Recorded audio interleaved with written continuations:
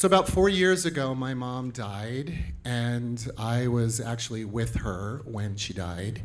And I was fortunate that we had some private, tender moments alone. And when she passed, I felt a lot of peace. I felt closure. But apparently, she did not, because she started sending me signs from the afterlife. So my mom's name was Barbara. She was a single mom, and she did like an amazing job. And I really loved her. However, as an adult, I really was like not the most dutiful or communicative son. And she liked her grudges. And yeah, she had a way of letting me know. So when my siblings would speak to her, she would say, "Don't tell Scott, but I'm not talking to him." And so that meant that, like, as soon as you were finished with the call, they needed to call me and say, "Hey, you're on Mom's shit list again." So I'd call, "Hi, Mom. Who's this?" "Scott? Oh, so you decided to come back to the planet." So about 4 years ago, my mom died, and I was actually with her when she died. And I was fortunate that we had some private, tender moments alone. And when she passed, I felt a lot of peace. I felt closure.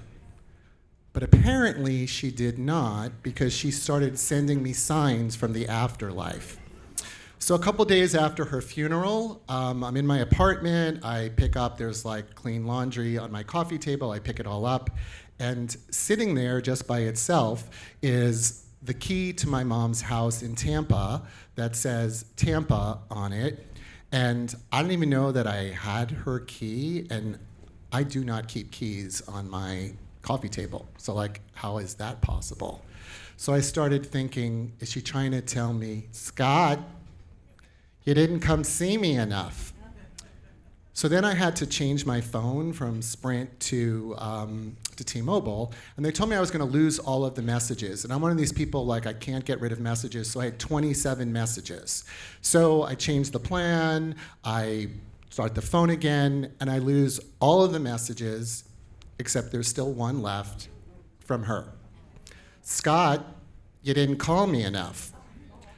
So I felt like I need to find out, what is she trying to say to me? So I hop on a plane, I fly to Florida, and I meet my sister north of Orlando in this tiny town, this tiny rural town called Casadega, population 300. And every single person who lives there is a psychic. Now, I am a really skeptical person, okay? Really skeptical, but I believe it's possible for someone to be a psychic, and the reality is I wanted it to be true. So I go ahead and I check into the only hotel town where this seance is taking place, and the manager says to me, "Hi, welcome, bye, I'm leaving. There's not gonna be any staff here tonight, and by the way, the hotel is haunted." So I'm somebody, if you get to know me, I'm like afraid of everything, like everything in life. So I get really nervous. So I go ahead and I get a gin and tonic. I go ahead and I drink that. Okay, the reality was I had 5 and 15 minutes. And I decide to go ahead and to try to calm myself down. And then I meet my sister and I see her, she's like vaping marijuana. And she's like, "Hey, do you want some?" And I was like, "No, I don't do that. I'm really innocent, and it doesn't really work on me." But I have anxiety, and I was getting really anxious. So I was like, okay, so I vape once. Okay, I actually vape 5 times.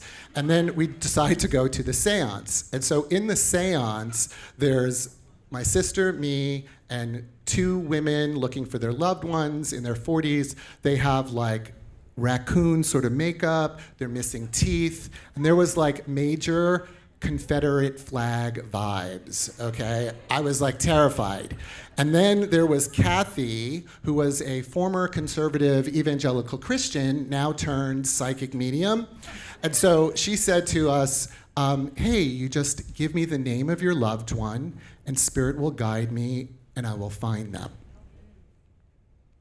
So she then goes ahead and pulls out a 3-page single single page letter with every disclaimer, okay? And my favorite one was that your loved one might have been an 85-year-old wrinkly white woman, but if a 6'3" Japanese sumo wrestler shows up, it doesn't mean that she was wrong, okay? It just means that that person decided to show up differently this night.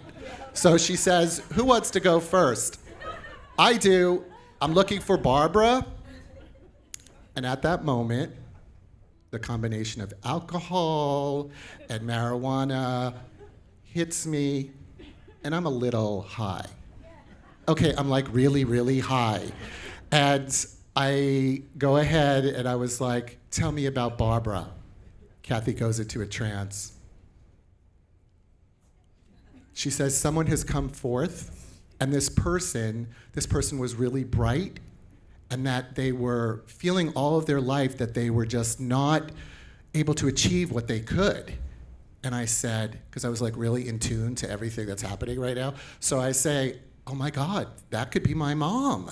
And then she goes ahead and says, and despite life's hardships, this woman, she never complained, ever. I shout out, you found the wrong person.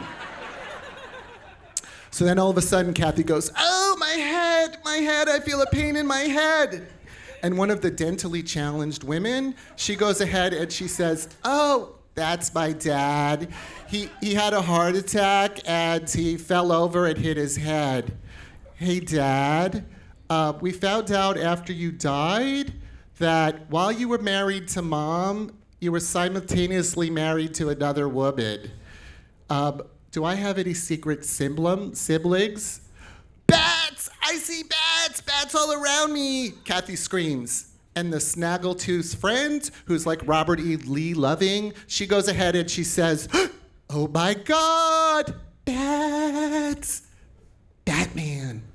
Batman, Bruce Wayne, two separate lives, just like your dad.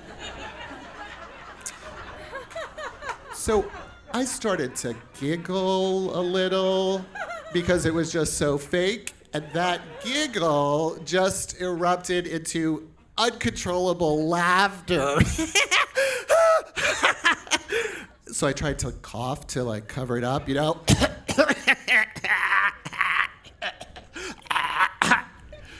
It did not work, okay? Kathy got like totally pissed. She stops the seance. She goes ahead and she says, you are very disruptive and you are clearly not a believer. And you need to get out of the seance. So I get kicked out of the seance. And she's so mad that she goes and says, that's it, I'm done for the day. And those two women, they were giving me death stares, okay? So I slink out of the room, I go ahead, I run down the hall, I'm like totally anxious, but yet I still was actually hysterically laughing. And I end up in my hotel room, and I lay down and I pass out. And luckily, I go ahead and I get through the night without incident. I don't see like any ghosts in white sheets, and I don't see those two women in white pointy hoods. So I wake up the next day and I check out of the hotel and I'm like really frustrated. I'm like, oh my God, I spent all this money to come to Florida and like this was so incredibly fake. You know, in sharing with you, I actually felt sad because I really was hoping that my mom would appear. So I go out of the hotel, I'm sitting in my rental car, and I decide, you know what? I'm gonna go ahead and just stay in Florida for another day for work. So I look for a hotel like 2 hours away where I'm going, and I book a hotel on Expedia.com, and then the reservation pops up, and it says like, you know, guests. So it says guest number 1 who's staying, I type in Scot Marken, and then it says guest number 2, and I look down, and my mom's name is already filled in. Barbara Marmerstein. We didn't even have the same last name. Like, how is that possible?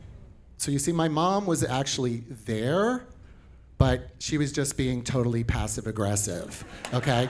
So she was saying, Scott, you didn't come see me very much when I was alive. So like, how was I supposed to know that it was really you looking for me in the afterlife? You know what, Mom? You're right. And I'm sorry.